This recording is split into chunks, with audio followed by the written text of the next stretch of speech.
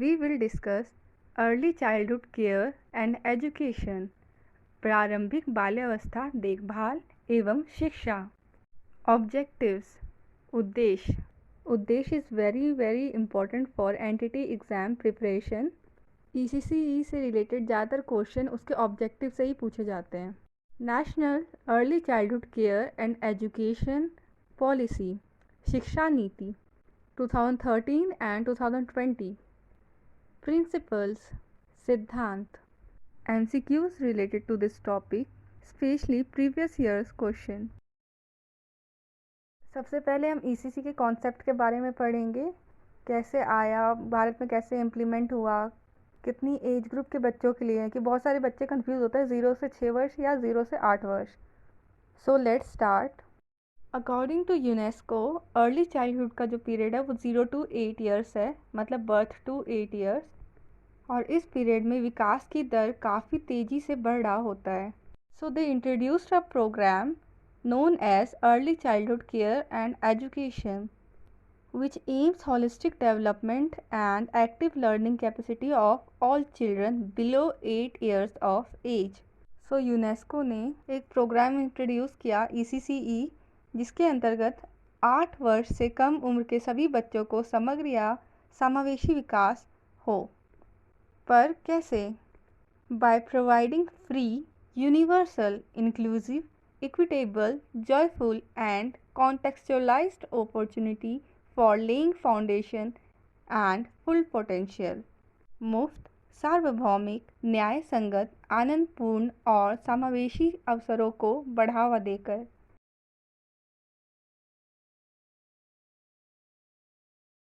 India में इसे 2013 में अप्रूव किया गया एक पॉलिसी के तौर पे, शिक्षा नीति के तौर पे, known as national early childhood care and education policy.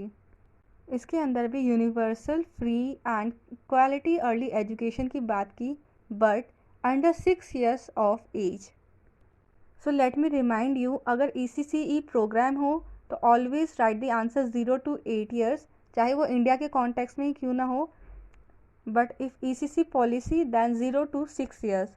Hope आपको कन्फ्यूज़न दूर हो गया होगा। The first objective is ensuring each child is valued, respected, feels safe and secure and develops a positive self। प्रत्येक बच्चा महत्वपूर्ण है और उसे उचित सम्मान दिया जाए, सकुशल और सुरक्षित महसूस करे, एक सकारात्मक आत्म अवधारणा विकसित करे। सकारात्मक अवधारणा या पॉजिटिव सेल्फ मीन्स वो अपने बारे में पॉजिटिव थिंकिंग या विचार रखे कि हाँ वो कर सकता है। Second is enable a sound foundation for physical and motor development of each child as per each child's potential। बच्चे की क्षमता के अनुसार प्रत्येक बच्चे के शारीरिक और मानसिक विकास के लिए एक मजबूत नींव बनाना। As we know ECC program बच्चे की होलिस्टिक डेवलपमेंट की बात करता है, तो उसमें से ही है फिजिकल और motor development. Third is imbibe good nutrition, health habits, hygiene practices and self-help skills। अब अच्छे से विकास हो, समग्र विकास हो, उसके लिए ज़रूरी है बच्चों को अच्छे पोषण मिले, स्वस्थ आदतें, दिनचर्या और स्वयं सहायता कौशलों को बढ़ावा मिले। स्वयं सहायता या सेल्फ हेल्प स्किल मतलब खुद से करना। Fourth, enable children for effective communication and foster both receptive and expressive language। प्रभावी संचार के लिए बच्चों को सक्षम बनाना और ग्रहणशील और अभिव्यंजक भाषा दोनों को बढ़ावा देना। बच्चे अपने भाव को भाषा के द्वारा व्यक्त कर सके या दूसरे के भाव को उनके भाषा से समझ सके। That is receptive and expressive language. Fifth one is promote development and integration of senses. बच्चों की इंद्रियां के विकास और एकीकरण को बढ़ावा देना। Sixth is stimulate intellectual curiosity and develop conceptual understanding of world around by providing opportunities to explore, investigate and experiment। बौद्धिक जिज्ञासा को बढ़ावा देकर तथा अन्वेषण, जांच और प्रयोग करने के अवसर प्रदान करके दुनिया भर में वैचारिक समझ को विकसित करना, ऐसे अपॉर्चुनिटी या अवसर देना जिससे बच्चे अपने आसपास के बारे में जान सके, एक्सप्लोर कर सके।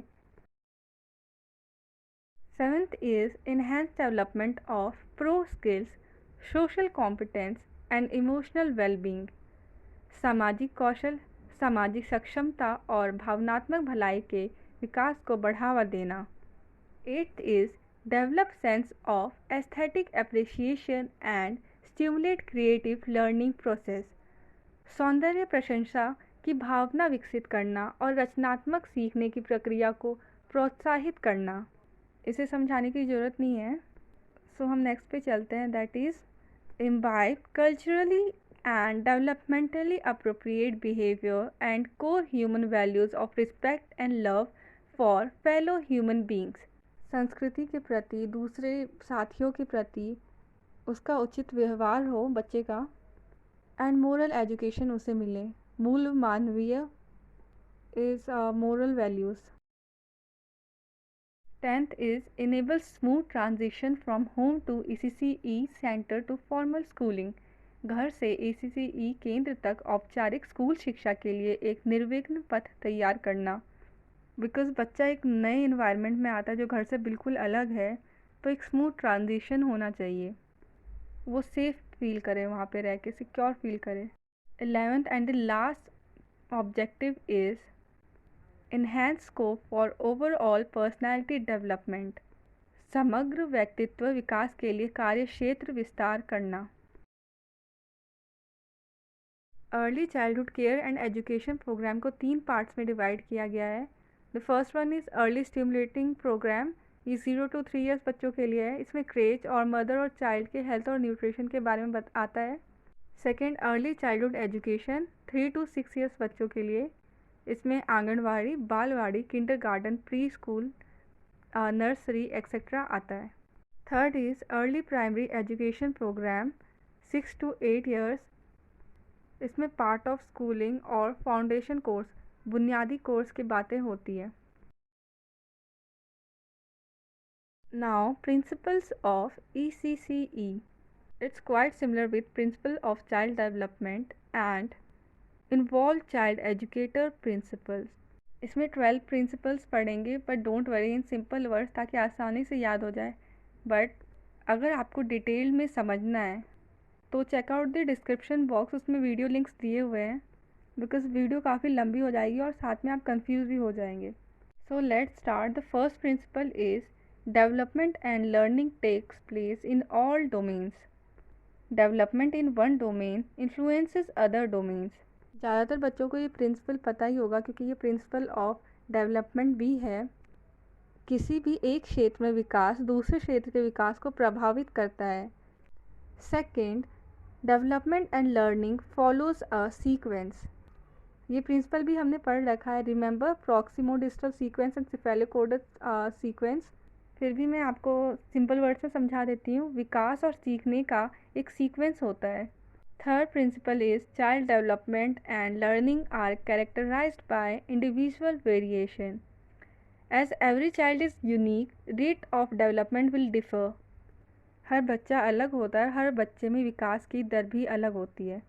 विकास सेम सीक्वेंस फॉलो करता है, बट विकास का दर, स्पीड या रेट हर बच्चे में अलग अलग होता है।